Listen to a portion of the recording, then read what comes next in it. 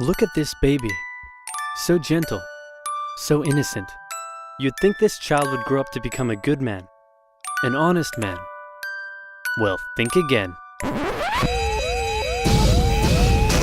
Hitler was born Adolphus Hitler in 1889 in a small town in Austria-Hungary. His father, Alois Schicklgruber, was born out of wedlock, but eventually changed his name to that of his stepfather, becoming Alois Hitler. Alois was a mid-level Austrian customs officer, not really rolling in cash, but certainly rolling in women. He married a rich, older lady, but then immediately started having affairs, including one with a much younger house servant. A few years later, he left his sick wife to be with his mistress, but since the Catholic Church didn't allow divorce at the time, he couldn't marry her. So he waited for his old wife to die and had a child in the meantime. Then his wife died, so he married his mistress and had another child, but then his new wife got sick, so he employed his much younger cousin Clara to take care of her. Then when his new wife died, he immediately got Clara, his cousin, pregnant, and then married her. In that order, you rock star. Clara and Alois had 3 children together, who all tragically died while in infancy. So when the 4th child, Adolf, came along, Clara spoiled him rotten. The Hitlers had 2 more kids, and the family moved around a few times, meaning Adolf had to attend 5 different elementary schools. Adolf's father was strict, quick to anger, and took most of it out on the eldest son until he had enough and ran away at the age of 14, leaving 7-year-old Adolf to do most of the chores and get berated by his father. The result was a difficult relationship with his dad while he was super attached to his mother, who worried over him and his health excessively. Hitler did well in school at first. His grades were good and his teachers praised him. He was popular with the other kids and enjoyed gathering them together to play war games. He also loved reading and particularly liked stories about cowboys and Indians. As he grew older though, he started to get into trouble.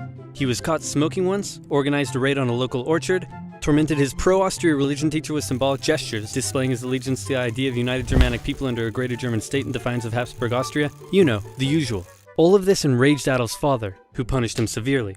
The area of Austria-Hungary that Hitler lived in was once part of the German Confederation, and many of the people who lived there considered themselves to be German. Adolf tended to just go against whatever his father said, and since his father was an Austrian public official, Hitler got big into German nationalism. This enraged Adolf's father, who punished him severely. Around this time, a family tragedy struck. His 6-year-old brother, whom he loved a lot, died of measles when Adolf was 10, and was buried in the cemetery just across from their home.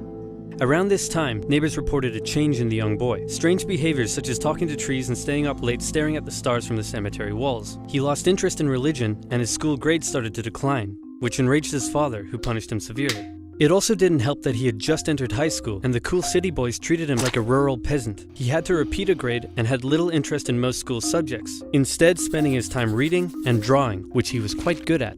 One day his father said, "Son, someday you'll be a big balls public official like me."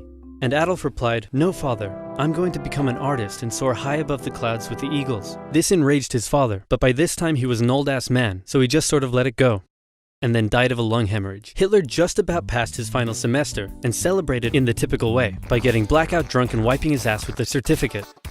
However, he didn't take the overall final school exam, instead just dropping out. The now 16-year-old boy was unemployed, without much purpose in life, and for the next 3 years he stayed that way. He spent most of his time at the opera with his only friend, August Kubizek.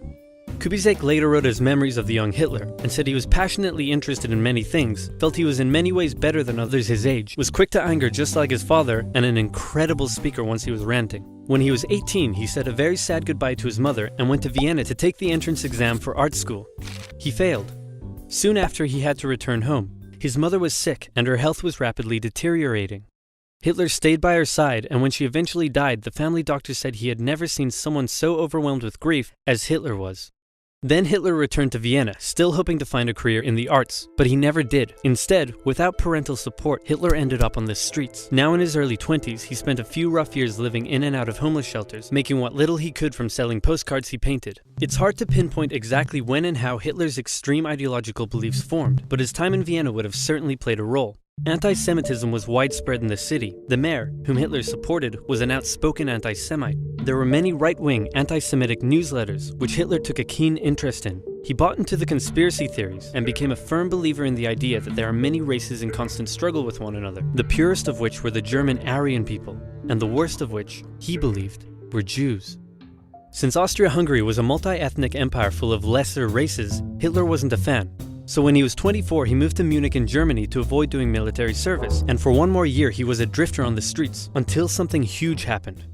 In 1914, long-standing tensions in Europe erupted into the First World War. Crowds across Europe celebrated the news. Within days, Hitler volunteered for the German army. The war gave him a purpose in life. His fellow soldiers gave him friendship and brotherhood. Despite the horrors of war, Hitler considered it to be the best time of his life. He was reportedly a brave soldier and was awarded the Iron Cross, first class. He was also very lucky and had many close encounters with death. His luck ran out in 1916, however, when an artillery shell injured his leg. He went back to Germany to recover and was outraged to find a general apathetic anti-war attitude among the exhausted and hungry German populace. With the war turning against Germany, he returned to the front lines, but was temporarily blinded by a British gas attack in 1918. A month later, still recovering in hospital, Hitler learned of Germany's defeat and surrender. The terms of the peace treaty were tough on Germany. It had to pay a lot of money and lose a lot of soldiers. These conditions weakened Germany and humiliated the German people. Europe's borders changed after the war too.